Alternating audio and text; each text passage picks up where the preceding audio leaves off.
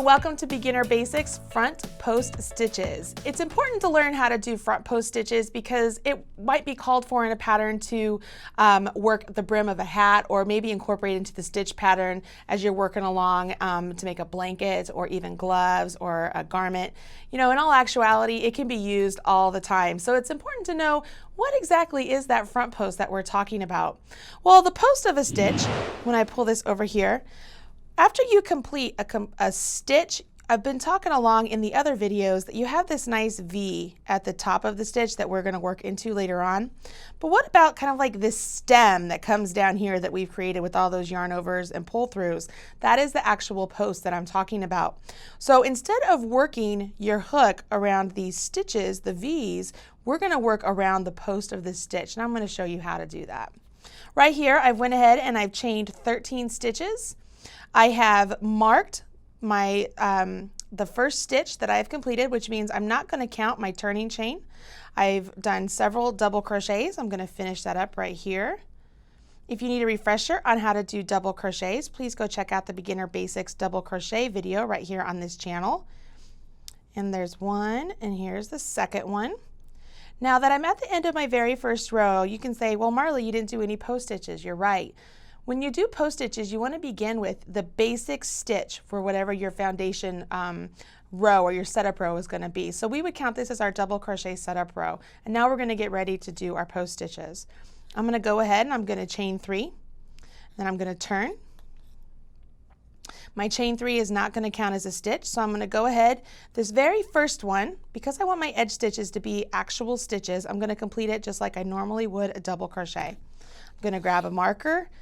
I'm going to grab my blue marker so that it looks different.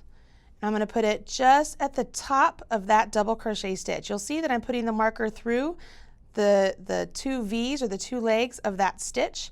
I'm going to leave it undone for now. You can totally close that up so it doesn't fall out. But here's where the action happens, you guys. You ready? We're going to do a front post double crochet. You're going to double crochet by yarning over your hook just like normal. Only this time, instead of coming down here and going into our stitch like we would right there, we're going to drop all the way down. We're going into the right side of the post, and I'm coming behind the stitch and coming back up the left side. See how that makes the post stitch rest on my hook just like that? I'm going to take my yarn, bring it across, and I'm yarning over just like I normally do. Now I want this yarn over to come back through the exact same path that my hook took to get there. So I have my yarn over, I'm going to come back out the left side, underneath the post stitch, and out the right side. And you'll see when I'm coming out, I have the hook coming out towards me. I'm not going away from me, meaning I'm going to hook like this. I'm not going away with my hook, I'm coming back towards me with my hook. And then back up. I bring my hook back up, you know, semi-parallel, because I want the stitches to be able to grow this way and become taller. And then I complete my double crochet. So the only difference here with the front post is where I'm putting my hook to complete the stitch. You'll see here what this has done is it's pulled the double crochet from the row below and made it sort of pucker out towards me. Okay, I'm going to do that again. I'm going to yarn over. Just like before, I'm going to the right side of my next post stitch. I'm going out the left side. So now I have the post resting on my hook, yarning over, and then I want that yarn over to travel back through the same path. So I'm going to come out from the left, underneath, and out through the right. Come back with my hook towards me. Now I just complete my double crochet. Once again, it has pulled this stitch out towards me. If I were to flip it around, you can see what that does is it leaves the V's that we normally would have worked into exposed, and it leaves kind of just this little bump. Totally fine, that's what we want. We want these post stitches to be pulled over here, so that leaves behind this bump back here. So that's totally normal. And whatever your pattern repeat is, that's what you would do to carry on. If I wanted to complete this, I would actually do my post stitches all the way down to just before my marked stitch, and I would put just a basic double crochet in my marked stitch. I like to finish and begin my edges with just the basic stitch, not any post stitches to it, but that's just the way I like to do it. It doesn't mean that all patterns are written that way.